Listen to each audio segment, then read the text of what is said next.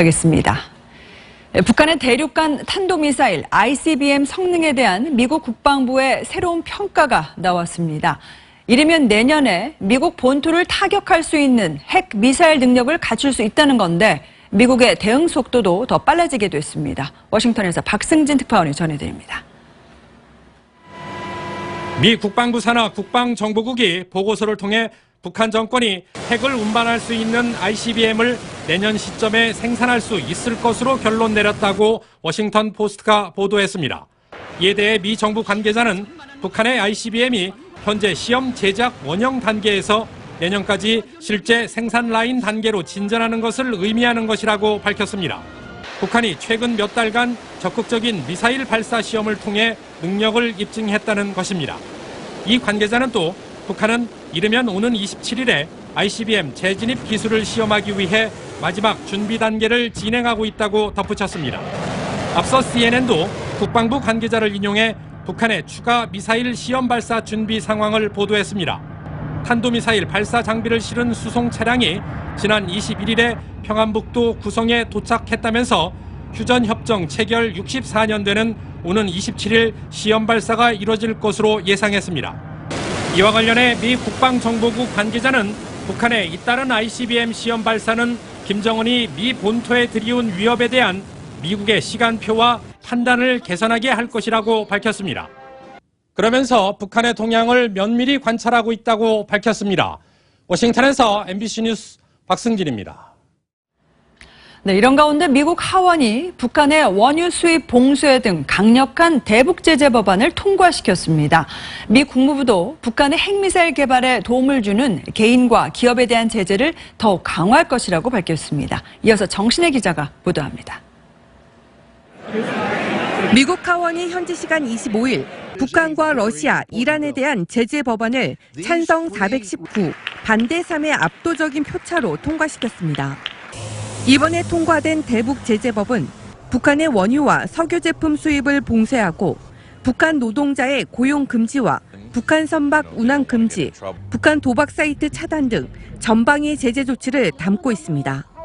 북한의 군사 경제의 젖줄을 봉쇄하고 달러 유입 경로를 완전히 차단하기 위한 것으로 앞으로 상원 표결과 트럼프 대통령의 서명을 거치면 법률로 확정됩니다.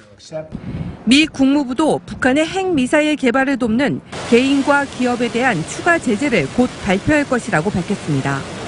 수전 손튼 미 국무부 동아태 부차관보는 미 상원 외교위원회 동아태 소위에 출석해 북한 정권의 핵 개발을 가능하게 하는 개인과 기업에 대한 제재를 더욱 강화할 것이라고 말했습니다. 특히 대북 제재에 비협조적인 중국을 직접 겨냥하며 중국 정부는 북한과의 국경에서 이루어지는 금융 거래를 더 많이 감시해야 한다고 요구했습니다. 손튼 부차관보는 또 누구든 제재를 회피하고 북한 기업들과 거래한다면 대가를 치를 것이라고 경고했습니다. MBC 뉴스 정신혜입니다. 국회에서는 신고리 5,6호기 건설 중단에 대한 적법성 문제가 제기됐습니다. 한미 FTA 재협상을 놓고도 공방이 이어졌습니다. 박세암 기자가 보도합니다.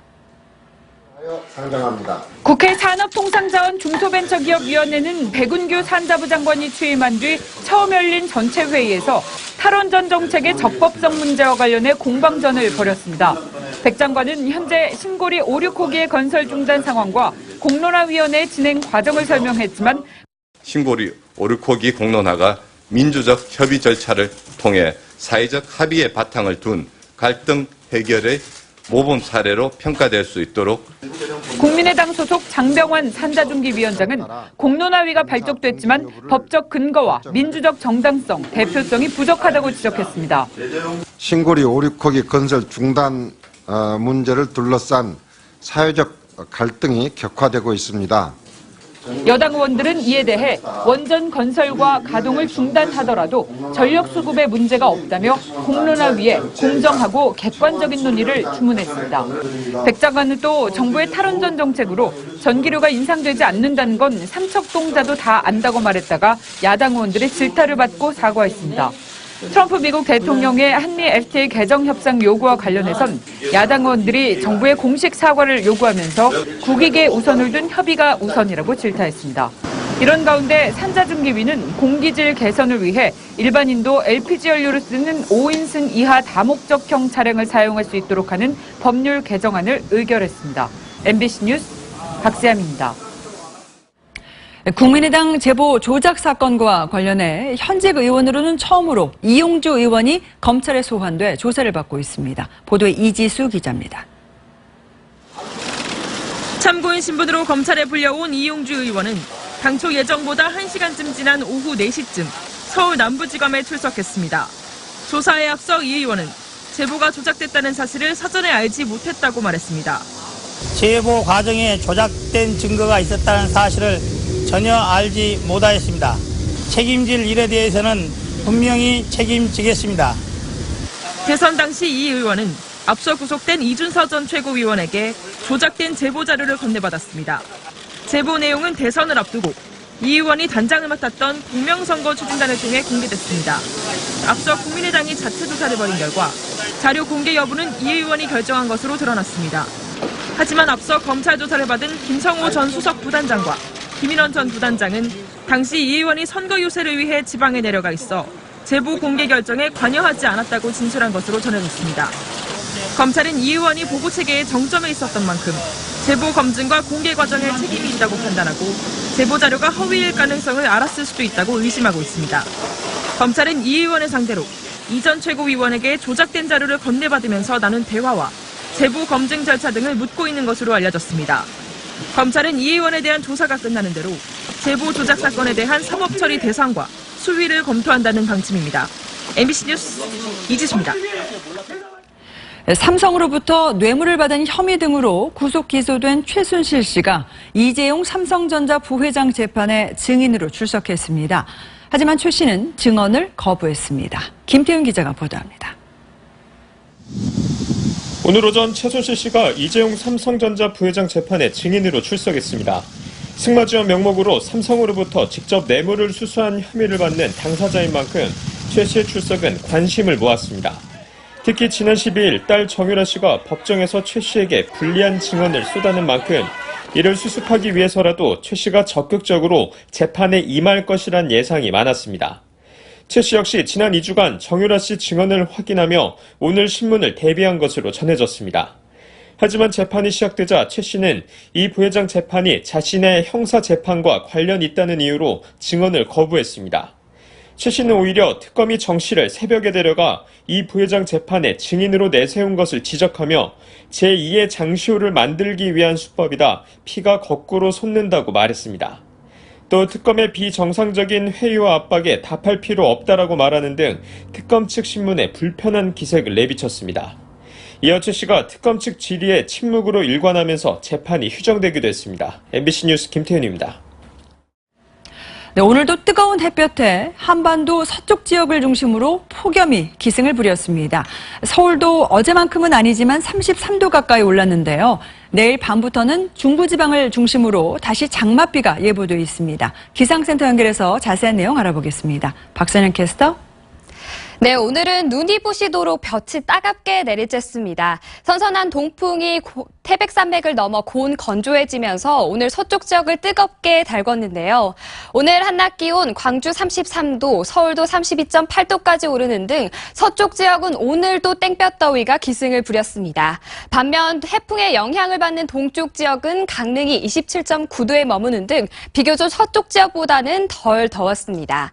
내일은 차츰 북쪽에 위치한 장마전선이 남하하면서 중부지방에 비를 뿌리겠습니다. 내일 밤부터 경기 북부와 강원 영서 북부 지역부터 비가 내리기 시작해 모레 새벽에는 그 밖의 중부지방으로 확대되겠습니다.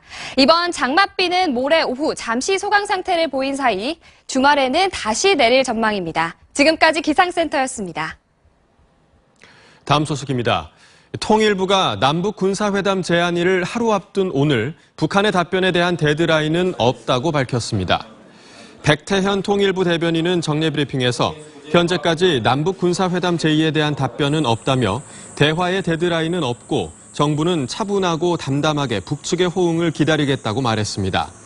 그러면서 북한과의 대화는 그동안 예측할 수 없는 상황이 많았다며 잘 되는 경우는 잘 되는 대로, 어려운 상황은 어려운 상황대로 맞춰 차분히 준비하겠다고 설명했습니다. 청와대가 미국이 내년 3월까지 사드 배치를 완료해달라고 요청했다는 소식은 사실이 아니라고 밝혔습니다.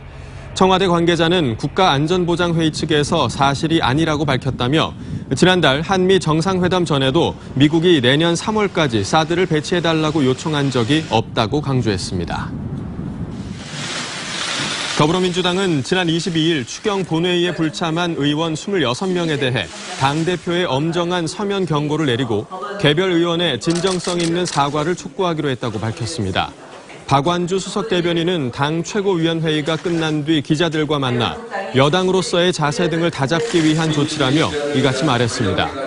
재발 방지책으로 제시된 회기 중 해외 출장 금지안을 최고위원회에서 검토했느냐는 질문에는 운영의 문제지 제도의 문제가 아니라며 부정적인 입장을 보였습니다.